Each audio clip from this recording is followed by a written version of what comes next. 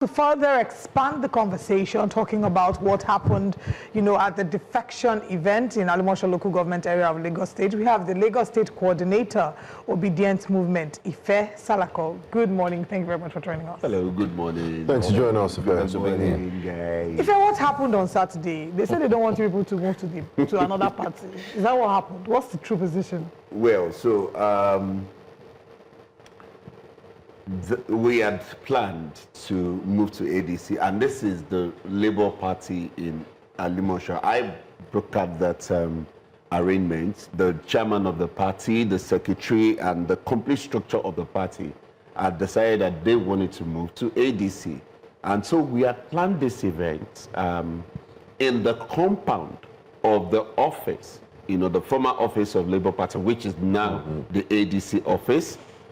In the compound, because we felt like the office may not take the number of people that would come in. We're expecting about 500 people or more. So there is a space inside the compound where we had planned to use for this event. So, and I am giving you the, timeline of what happened.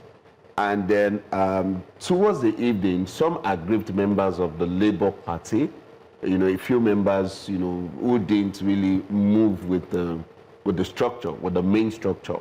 We heard that they were here to come and make some troubles here and there. So, opposite, adjacent the office is the Area M command, the police command. And so we said, let's meet with them, let's talk to them about this, and just get to know that, we're doing this here, and then just in case. And then we went to meet with the area commander, and then we had sent a letter earlier, which she had approved. So when we now said, let's just pay courtesy visit, we got to our office and then we got talking. It was in the middle of that conversation that she got to know that we were defecting from Labour Party to ADC.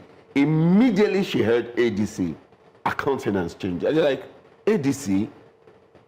And then she called the assistant to bring back the letter. And right there in our presence, she cancelled the approval. And it's like, you guys didn't tell me it's, this and that and that. It's ADC and they want to know this cannot happen. This was the night of, the night before the event.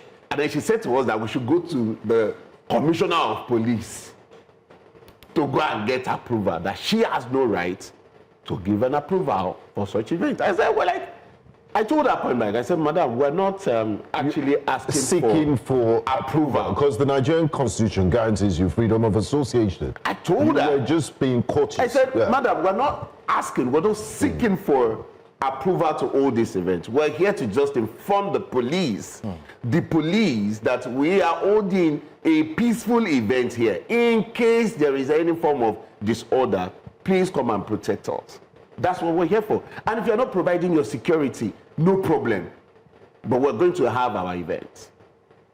So we had the conversation and we left, but right after we left, I went on for a couple of other things, and then I got information that she came to the venue of event and then was telling the event planners that this event must not hold. I put a call across to her again. On what grounds? On what ground? Thank you. I put a call across to her again. I'm talking about the area commander of Area M, Madam Tokumbo, I got her, I said, madam, this is our civic responsibility. It is our right, constitutional right, to gather and join. And then when she gets it, and then I asked her a question. I said, madam, do I need the police commissioner's consent for me to join any party? Forget ADC. For me to join any party of my choice. I don't think I need the commissioner's consent to join any party, just like I don't need his consent to belong to any religious to go to church on Sunday. I don't need to tell the commissioner that I'm going to church on Sunday. And then she was like, no, this is above me. The commissioner is the only one that can give approval. And then I tried to make calls to see if we could. This was Friday night. The following day was Saturday. So, apparently we couldn't reach the commissioner, as I said. But we were determined to go on with her because I was sure that, I mean, we don't need anybody. And we don't need anybody's consent. You'd not violated anything. And then the next thing, the following morning, she had sent, you know, number of policemen, you know, their vans all over the place, asking people not to enter the place. This place is a complex where other businesses happen. And then they stopped people from going into the place to have their businesses, and for us, you know, to. But you could stop us from holding our events. Eventually, Hoodlums came. Now, as at that night, immediately after we had this conversation with them, the next thing we started hearing that the APC people in that area, they've gotten, you know, the information that we're going to do this event. Up to now, I'm still trying not to believe or wrap my head around the fact that it was because we spoke to the police that the APC now got to know that we're going to hold this event. Because it was actually between us. We kept this information between our people.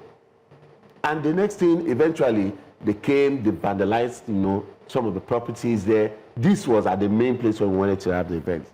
And then at some point, we decided that, okay, the Omoluabi faction of the ADC, they were having another event at Egbeda. So this initial place is Idimu. They were having their event at Egbeda. And then we said, oh, since it's Omoluabi, it's still our people, let's move to where they are having the event. You know, they've had the event, they're done. And then again, as we were moving, the police also got to know that we're going to Egbeda. Before you know, Hoodlums came to Egbeda, and that was where they even, I mean, this was where your people got to record all the things that happened. You know, that's where they came with machetes and all to attack people. Funny enough, the Egbeda events place had like two-story building. It's like a two-story building. So the lower part of it is used for church activities. So, and you know, because these Hoodlums they don't have any sense, they don't think.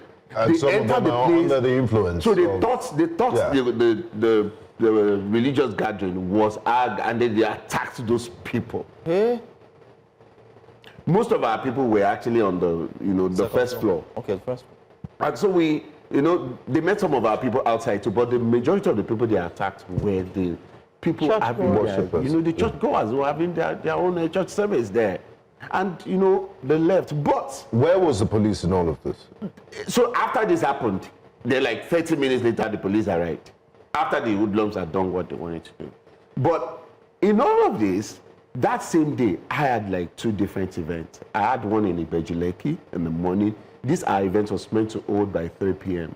So I had gone for the event at Ibejuleki and I was heading back. So I was taking different calls.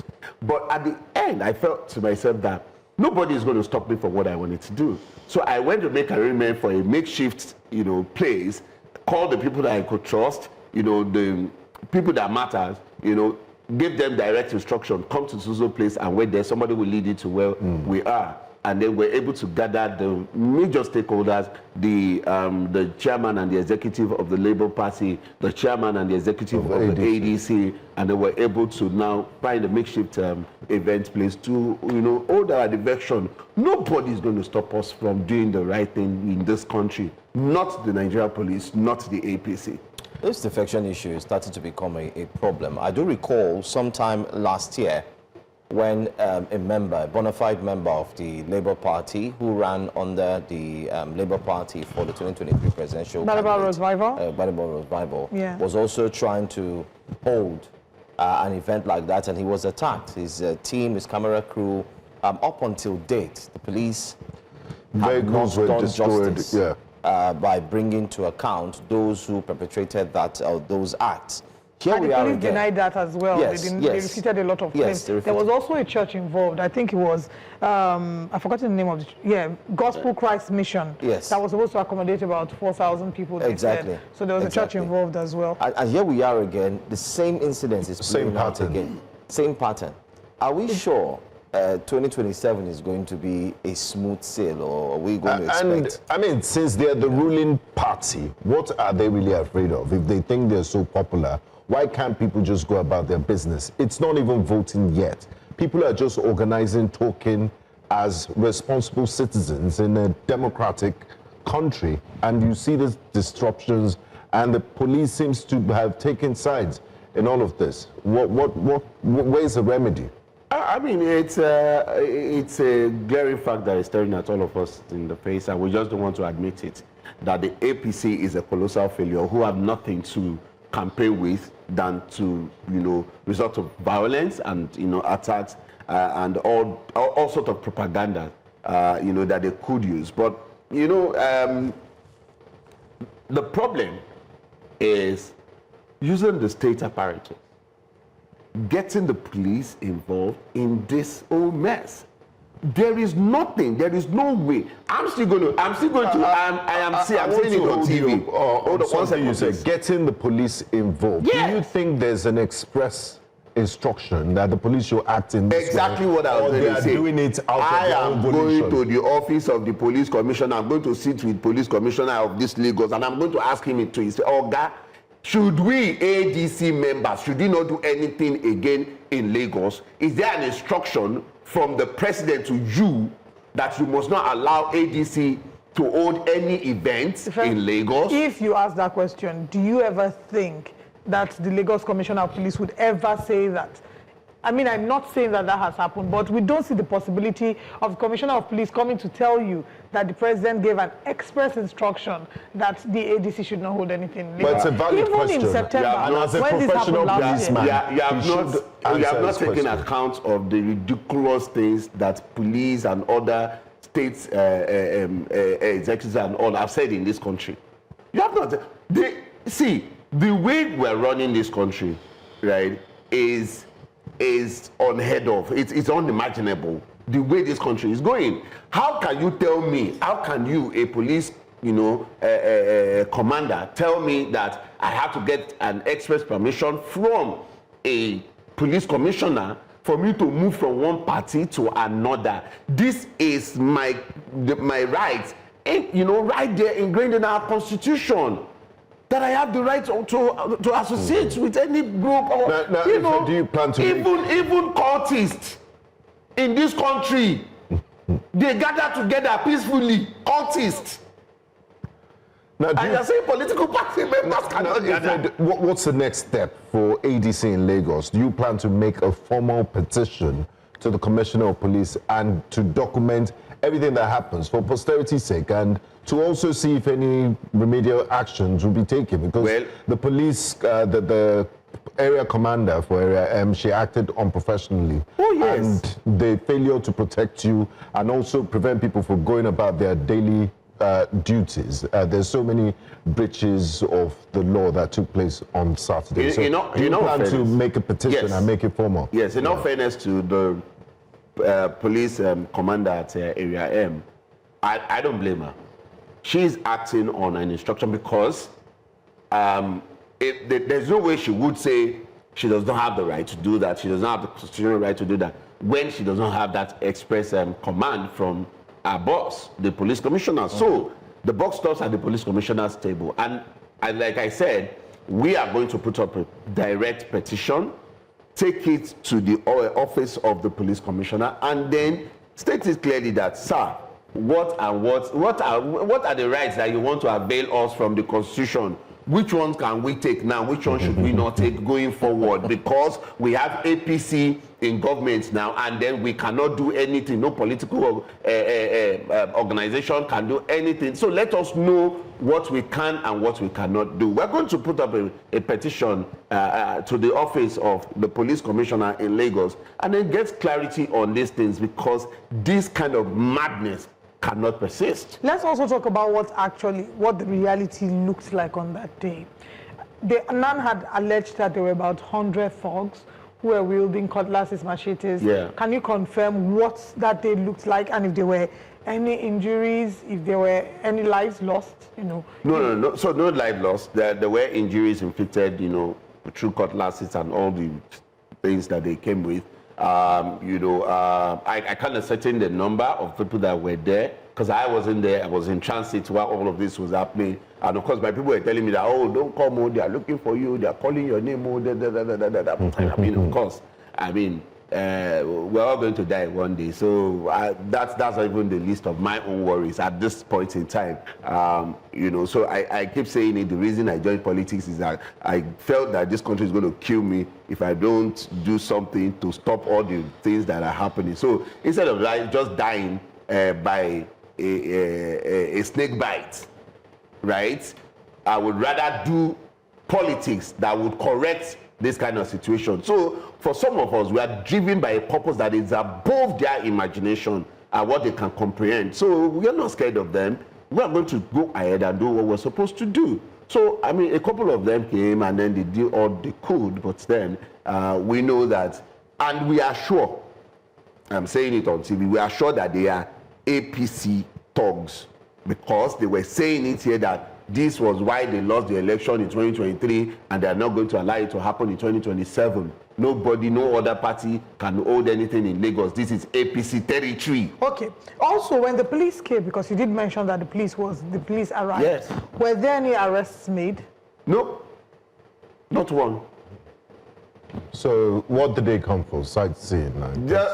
You said it. They came for sightseeing. What does this portend for Nigerians? Because other opposition political parties. Everyone is shouting, come out, 2027, come out.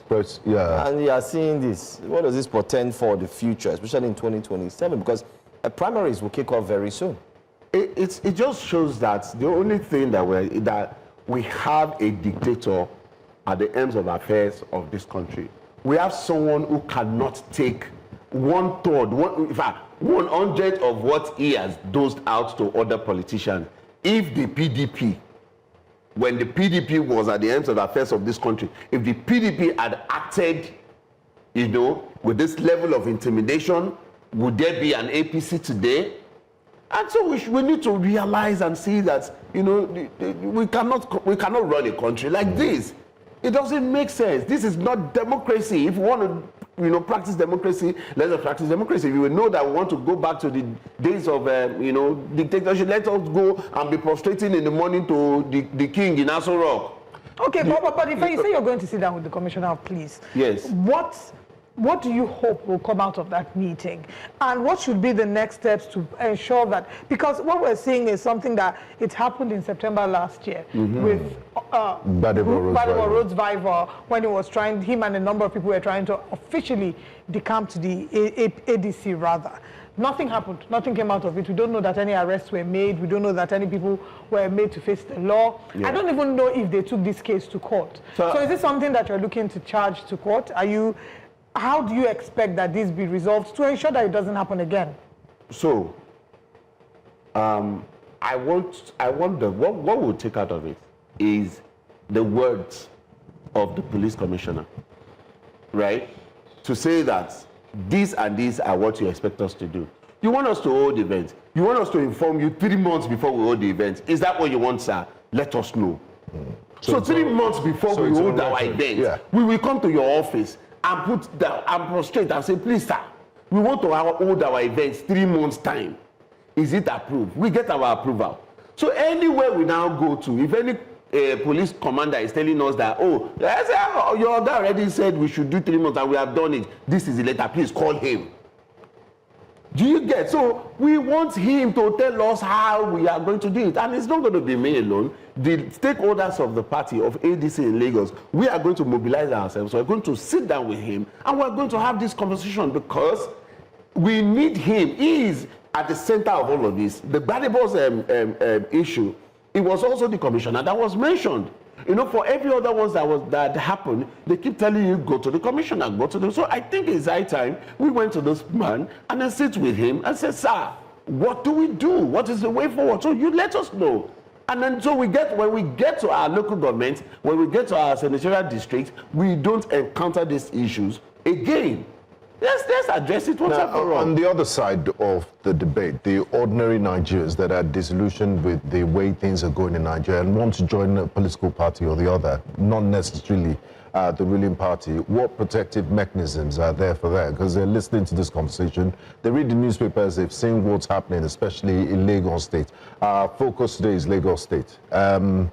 You You have machete-wielding thugs. You have a police that seems to look the other way when it involves the ruling party. And they're discouraged by what is going on. What's your message to them? And in what ways do you plan to also protect yourselves? Because, I mean, you're not going to allow anybody intimidate you and inflict physical harm on you in one way or the other because you're going about your civic responsibilities. So, I mean, the first step is that we have to do everything legal in our own way. We are not thugs. We are not criminals. We can't say, oh, because some people are acting like animals, we should actually act in the same way or manner. So we are going to seek every legal and constitutional, right and order for us to go about our business the way we could. The police, the Nigerian police, must know, and we are not going to flinch on that. The Nigerian police must know that their job is to protect Nigerians, not to protect APC, not to protect a political party members. It is to protect Nigerians. And the day they make us know that they are not interested in us, in protecting us that are members of other parties, then we'll start looking for alternative security arrangements. But we are going to follow through with the right thing and make sure we do the right thing at every point in time. Okay, we will wait and see how things turn out. And just to confirm, is there like a general sense of what the leadership in the ADC is saying about this? Have any of them spoken yet? Well, I mean, at the moment, they are taking account of all of these things. And of course, like I said, there are consultations going on. But I know very well that, with some of the stakeholders of ADC in Lagos, we are going to meet with the police commissioner in this Lagos. Because this madness really is not happening in other states, as it is in Lagos. So we are going to sit with the police commissioner, and everything keeps coming back. All fingers keep pointing to the police commissioner. So we're going to do that first, and then we'll take up from there. I mean, like Vevoro said, nobody has monopoly to madness, right? We do hope that this will not escalate to turn Lagos into a violent and chaotic space. Because, I mean, these things happened September last year, yes. And the message that this was what happened in 2023, that's not how democracy works. When they came out with canes, they were flogging people, and then they were threatening people going from house to house saying, don't come out. Or if you, and then you are the polling unit and they are telling you, if you're not going to vote for this, you should leave this place. Yes, speaking about that, just to get clarity, I don't know if you've heard about that. There was a report that ADC members were allegedly being pressured to participate in the ongoing APC registration, e-registration. It's not just APC members. I mean, the ADC members. It's not just ADC members, rather. The Bola Ahmed led administration and the political understanding that he has is that you must coerce everybody to be part of you and must, So civil servants are now being forced to join APC and then provide their NIN. For what? Something as personal. That's something as personal. I mean, it is that we have a Ministry of Information who has my NIN, right? And who can approve of this, who would allow a political party to start extracting people's personal information in that way. I mean, it doesn't make any sense. We are going to reach out to the APC national leadership to come and speak on this and clear the air, because what we do not want to hear or see is that the rights of citizens to freedom of association is being infringed on. We're also going to reach out to the Commissioner of Police in Lagos State to come and have their rights I will appreciate it, please. Here on Breakfast. Please reach out to me. They do oblige us. Thank you very much, Ife Salako, for joining us.